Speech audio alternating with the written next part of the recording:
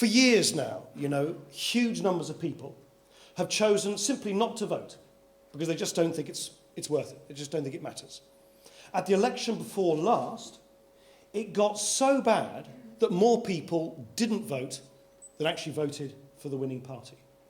And when you think how unfair our current electoral system is, who can really blame them? For years, politicians and political parties have courted the votes of a few thousand people in marginal seats and simply ignored the rest. Last year, at the election last year, only 1.6% of all voters, about 460,000 out of 45 million, in other words, those living in a handful of closely contested marginal seats, had any meaningful role in deciding the outcome. For years, MPs with jobs for life in safe seats won on the back of a minority of support in their constituencies and have taken everyone else for granted. For years, single parties formed governments when barely a quarter of the people voted for them. No wonder. No wonder people have given up caring. No wonder confidence in politics is so low. No wonder people are so ready to believe the very worst about their politicians. Now, there's no single way to fix all of our problems. They can't all be fixed overnight. But there are changes we can make. We can give people the right to sack corrupt MPs. We can stop MPs speculating on the property market with your money. We can bring democracy to the House of Lords. And we can change the way we vote so that more voices are heard and MPs are forced to work harder to win and keep your support. And we have a chance to do that by saying yes to fairer votes in less than 2 weeks' time. First past the post was perfect for a time when the choice was only ever between two parties. But that hasn't been the case for a very long time now, as more and more people have embraced a wider choice of parties. The first past the post system has sustained totally unrepresentative outcomes in Parliament. Last year, 2/3 of MPs were elected with fewer than half the votes in their constituencies choosing them. Just imagine what that actually means. That means that most of us in this country are now represented by MPs that most of us did not vote for. Now, where is the democracy in that? Where is the legitimacy in that? What was fit for the 1950s is not fit for the 21st century. First past the post is at the heart of many of the problems in our democracy. It means millions of voices going unheard. It means politicians are more concerned with getting their own supporters out than appealing to anyone else. It means politicians and parties competing for a small number of votes in a few marginal seats and ignoring the rest of the country. It breeds the sort of complacency that led to the abuses we saw in the expenses scandals. Under first past the post, there are huge numbers of MPs with jobs for life in places where one party wins election after election and no one else stands a chance.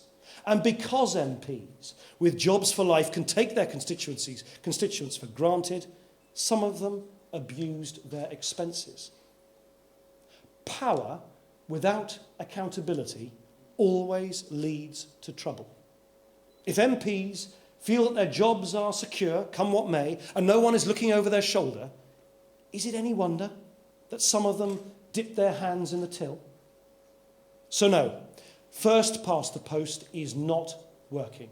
It's time to get something better. Now, under the alternative vote, politicians will need to aim to get half of their constituents to choose them. That means they'll have to work harder to appeal to more people than before. It means they'll have to reach out to people who were ignored under first past the post. It means they will no longer be able to rely on just their core supporters and ignore everyone else. They'll be more legitimate and will carry a stronger mandate from a broader range of people. That can only be good for our democracy. Under the alternative vote, there will be fewer MPs with jobs for life in safe seats. That means less chance of the sort of scandals that have disgraced our politics. It means more people whose voices have been ignored will be listened to again. It means that parties will have to compete for votes in every corner of the country, and not just those few marginal seats. That can only be good for our democracy. The alternative vote puts you back in charge, a bigger foothold in our democracy. You get a bigger say in who your MP is, a bigger stake in our country, and that can only be good for our democracy. So the alternative vote is a simple, small change that will make a big difference. It means MPs working harder, more voices being heard, and power being put back to where it belongs, with you. Now, in recent weeks, as Norman has said, the No campaign has used increasingly desperate tactics to try and scare people into keeping things the way they are. They say it's too complicated. In fact, it's really simple. It's as easy as 1, 2, 3. The world won't stop spinning on its axis, you know, when people put 1, 2, 3 on a ballot paper rather than a cross. And if you only want to vote for one person, then you still can. They use a form of AV in Australia. We use it to elect the Mayor of London. It's used by millions across Britain in businesses, charities, trade unions, and even TV talent shows. It's used to elect the leaders of the Labour Party and the Conservative Party. The Conservatives seem to think that what is good for them is not good enough for you. I've even heard some of my Conservative cabinet colleagues making the bizarre claim that AV will help the BNP. This is the opposite of the truth. AV will make it harder for extremist parties because only those who can appeal to a majority of voters in a constituency can win. Nick Griffin knows this. That's why the BNP is campaigning for a no vote. The truth is, Conservatives of all parties have always fought reform all along the way. They tried to stop women being given the vote. They tried to block the lowering of the voting age. And now they are scaremongering to stop a simple step forward in our democracy. The dinosaurs of the old politics have clubbed together to protect their own interests. They want people locked out and politicians kept in. Well, democracy, it's not theirs to control. It's yours. As a believer in plural politics, I'm proud that the Yes campaign has been a truly cross-party campaign. Not just Liberal Democrats, but the leadership of the Labour Party, the Greens, UKIP, SNP and Plaid. I'm a believer in the new politics, that people from across the political divide can work together for the national good. Now, it's no shock to anyone for me to say that relations between myself and the Labour Party are a little strained at the moment. No wonder. We're in government, they're in opposition. But I am glad that Ed Miliband and the reformers in the Labour Party are campaigning for a yes vote. There is a proud history of progressive politics in the Labour Party, just as there is in the Liberal Democrats. A yes vote would be a victory for progressive politics.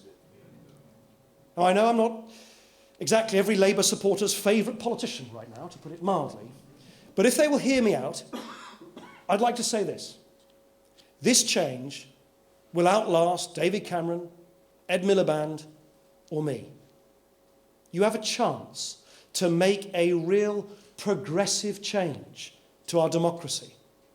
Don't miss this chance to take it. There are those in the Labour Party who oppose AV.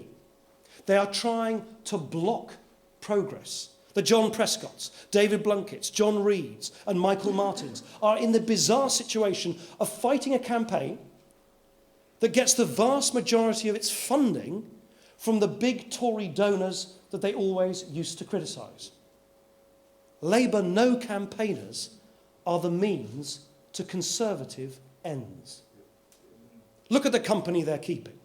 The only political parties supporting the status quo, supporting first past the post, are the Conservative Party, the Communist Party, and the BNP. The contrast with the cross-party Yes campaign speaks volumes. I would rather side with progressives in all parties than the old establishment and the lunatic fringe any day of the week. So first past the post doesn't work anymore. It leaves too many voices unheard. It leaves too many people powerless. It is at the heart of why so many people don't even bother to vote at all. The alternative vote is fairer. It is better. It puts you back in charge and makes MPs work harder for your vote. We have the chance to clean up politics and make our democracy better next month. We should take it. And you can do that by voting yes to fairer votes. Thank you very much.